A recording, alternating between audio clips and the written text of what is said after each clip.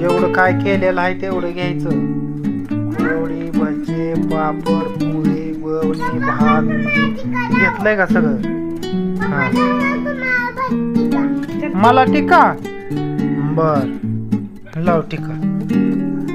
आयो देव बाप्पाला आपल्या खोंडाला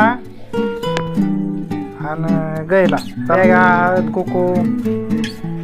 चला चला चला चला चला चला चला चला चला चला चला.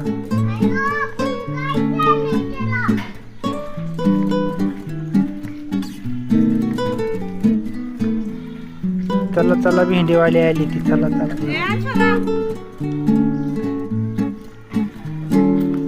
कसा शंकर आहे बघ. शंकर शंकर म्हणजे खोंडाचं नाव आहे शंकर.